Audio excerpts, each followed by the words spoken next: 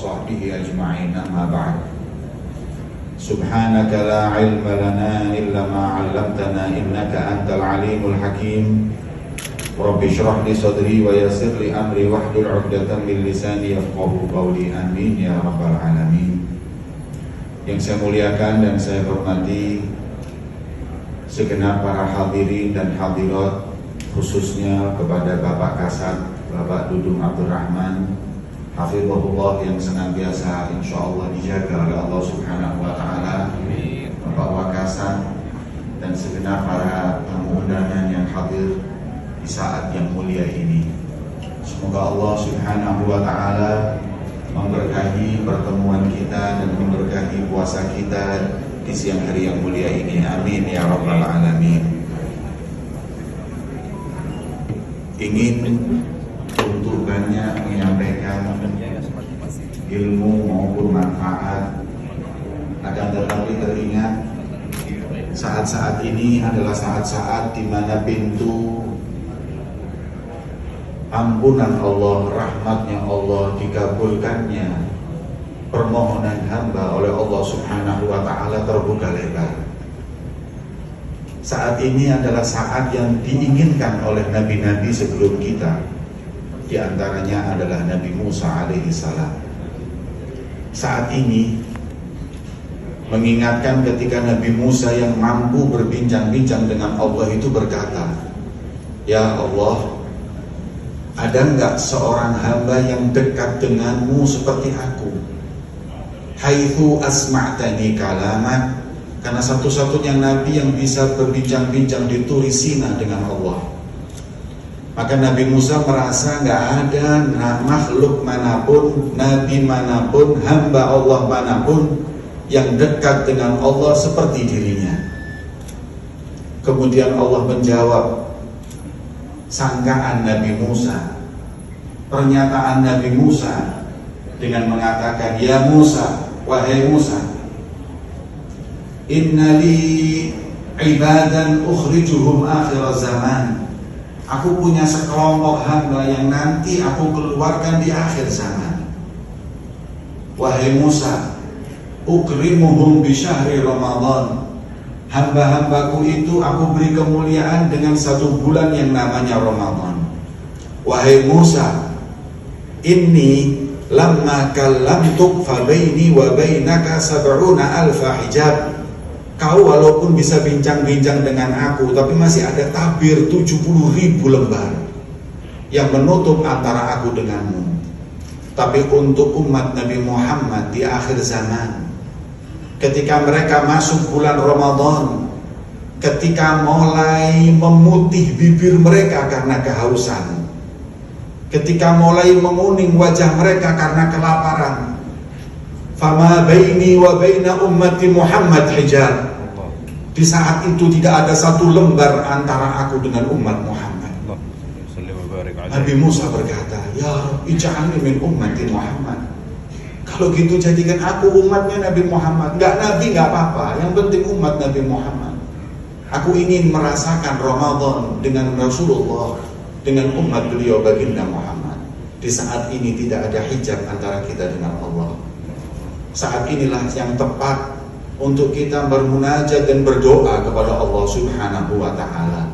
Nabi mengajarkan dengan doa yang begitu ringkas, tapi doa tersebut adalah doa yang sangat istimewa, yaitu nashhadu an la ilaha illallah nastaghfirullah nas'aluka ridhaka wal jannah wa na'udzu bika minan nar. Aku bersaksi tiada Tuhan selain Allah dan aku minta ampun kepada Allah. Aku berharap ridhamu ya Allah dan surgamu. Ridha nomor 1, surga nomor 2. Dan kami berharap diampuni semua kesalahan kami dan dijauhkan kami dari api neraka. Allahumma innaka afuwun karimun tuhibbul afwa fa'fu anna. Engkaulah zat pengampun, kau mencintai hamba yang meminta ampun kepadamu. Maka saat ini kami, di saat yang antara kau dan kami tidak ada hijab, kami memohon maaf, meminta agar kau ampuni segala dosa-dosa kami.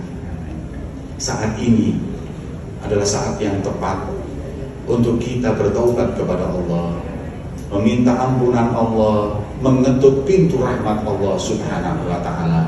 Semoga pertemuan kita akan menyebabkan ampunan Allah Subhanahu wa ta'ala, rahmat Allah Subhanahu wa ta'ala. Amin ya rabbal alamin. Yang kedua, saat ini pula adalah saat-saat 10 hari terakhir Nabi SAW.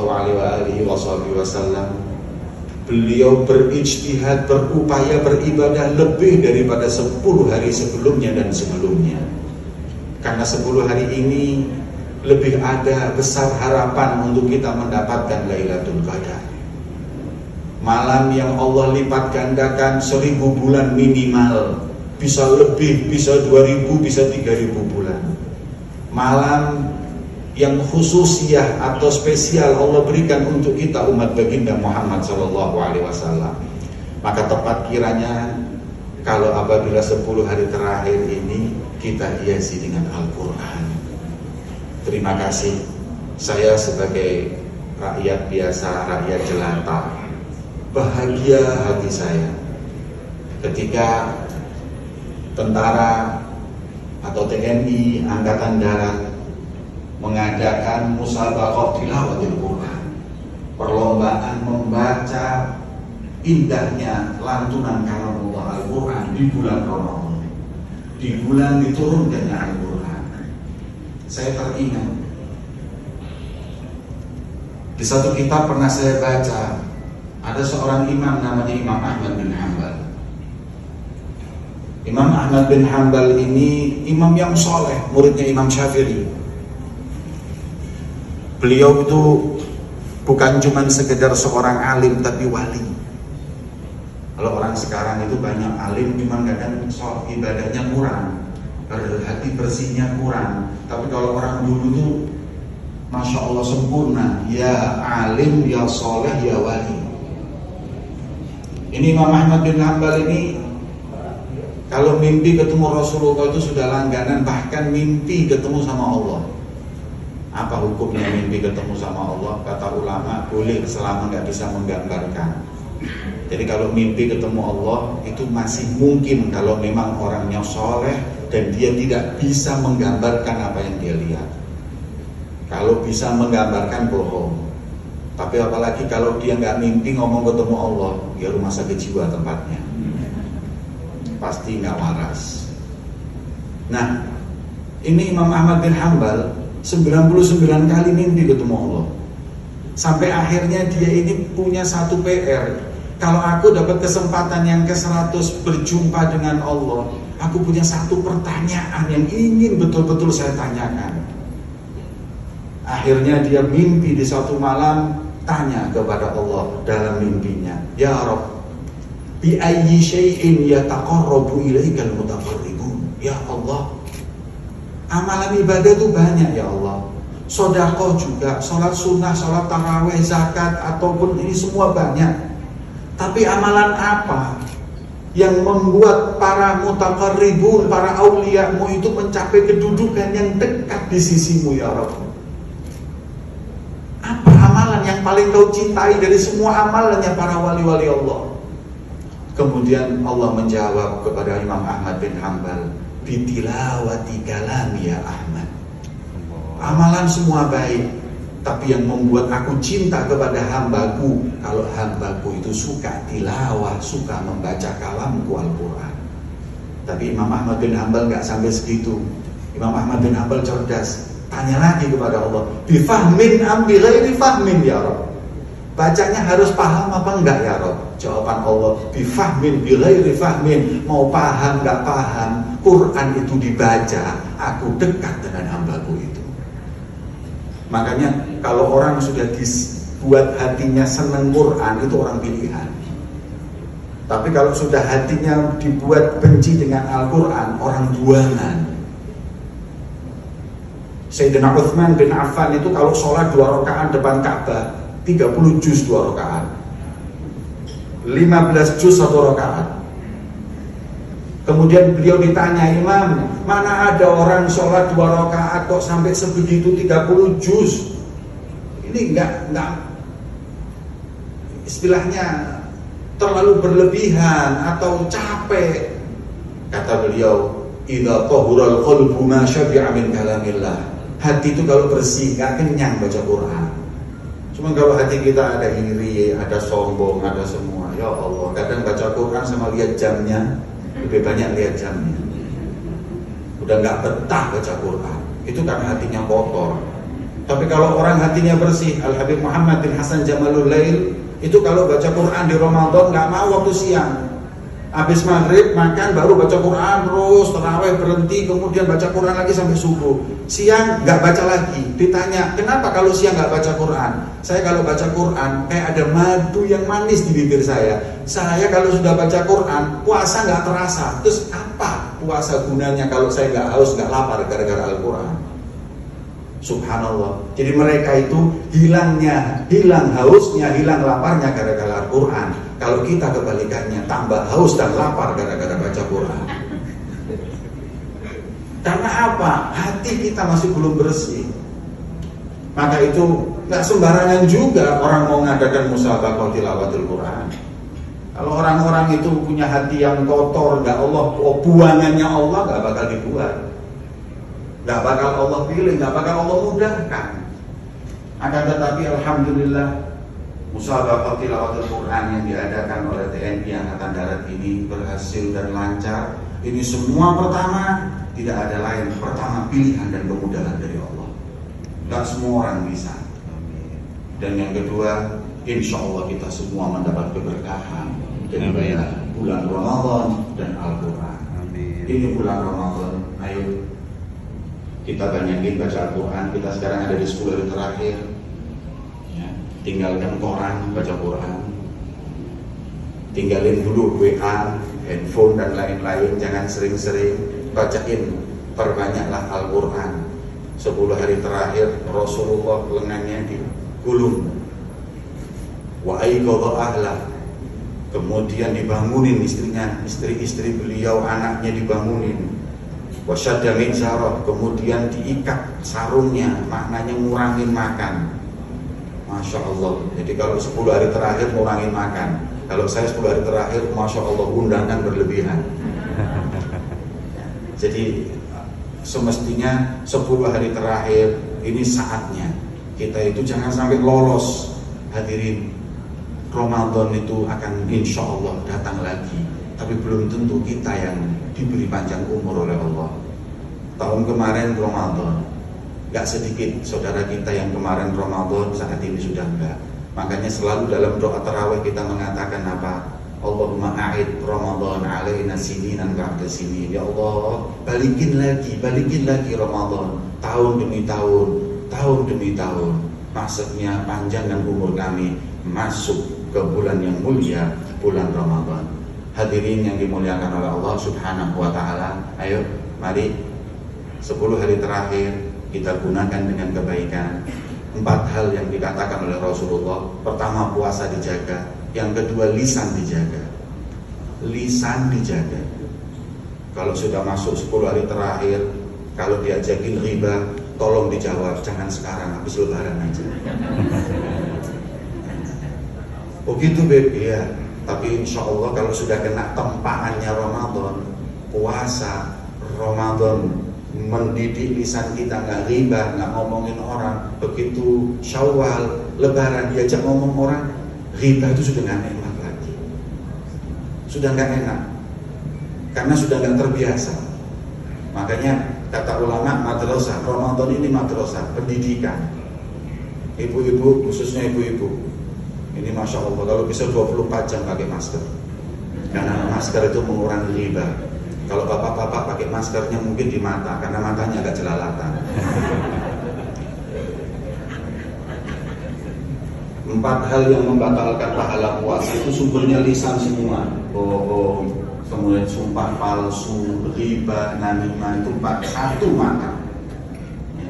1 adalah nazar bisyahwah, memandang yang diharamkan oleh Allah Subhanahu wa taala.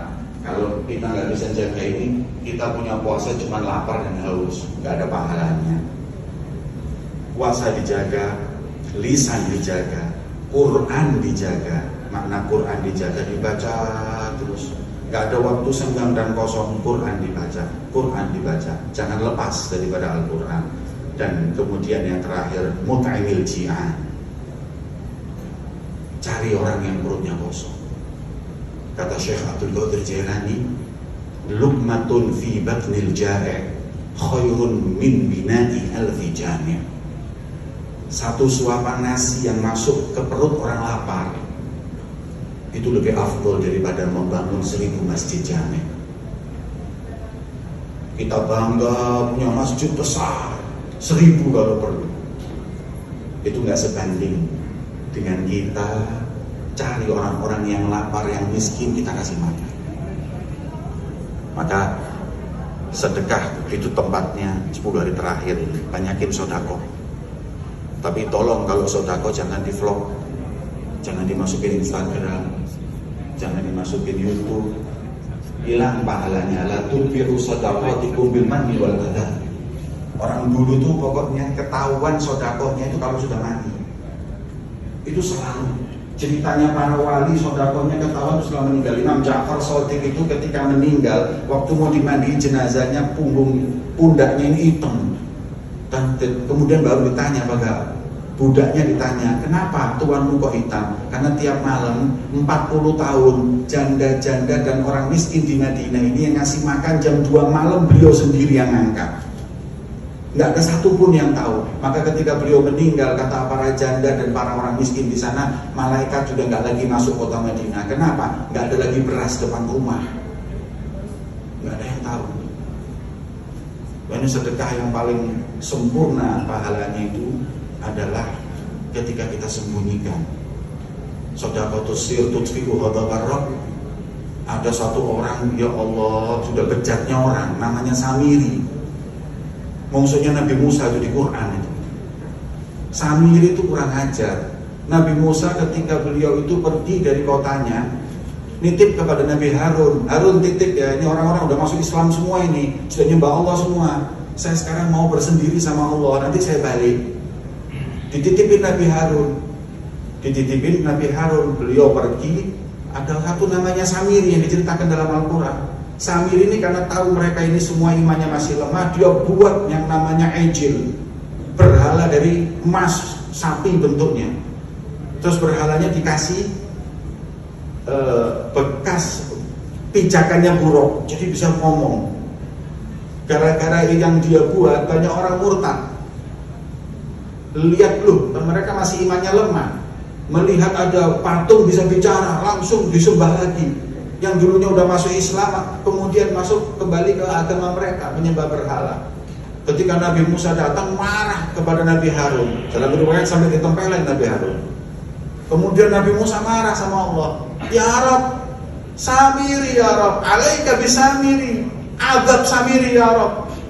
Aku sudah buat mereka beriman kepadamu.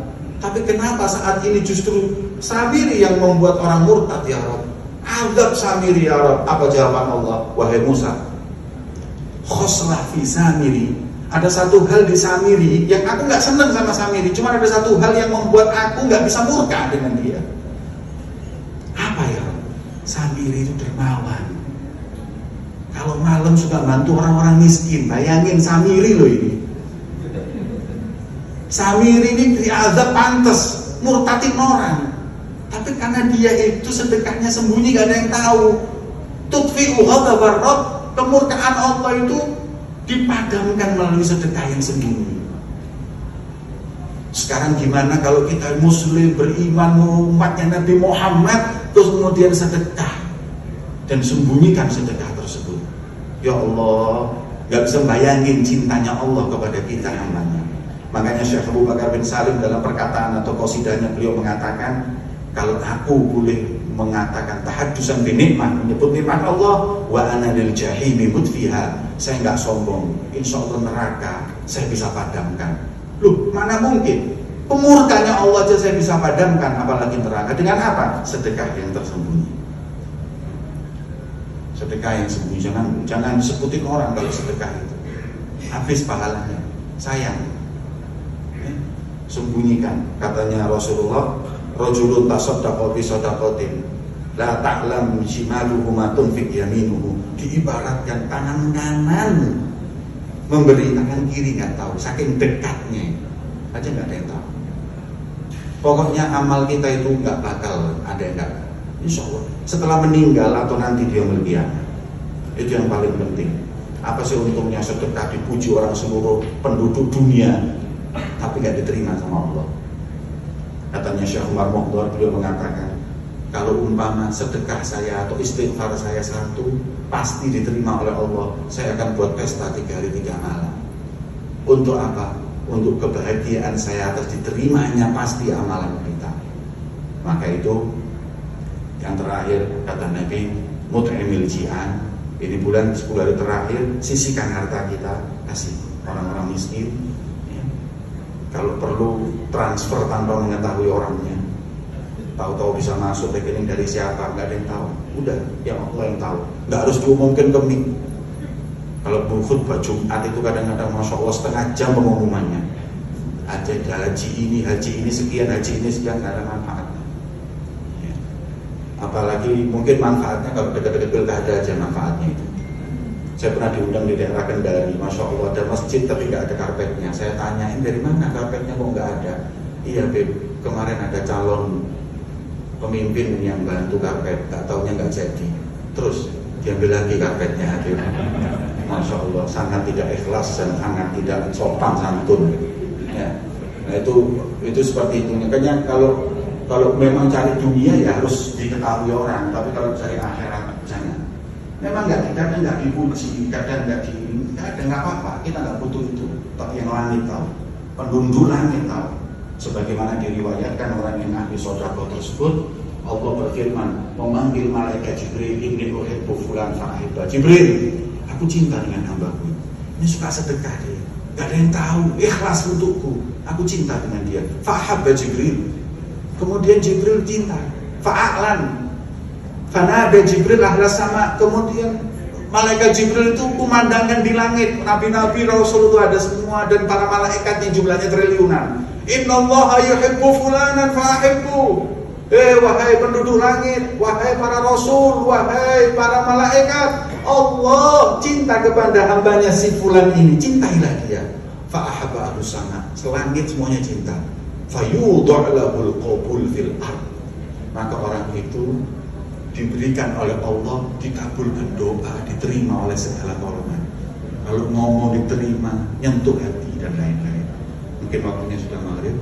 Semoga yang sedikit ini bisa manfaat. Saya mengapresiasi, berterima kasih. Saya sebagai seorang muslim dan saya sebagai rakyat Republik Indonesia ini berterima kasih kepada Pak Dudung.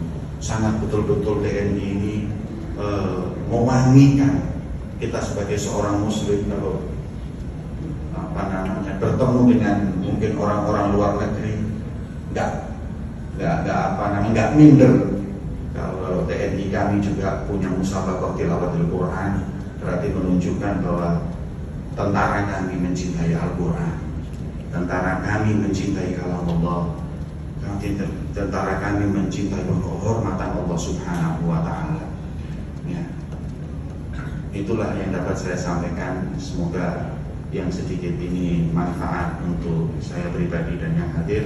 Wassalamualaikum warahmatullahi wabarakatuh.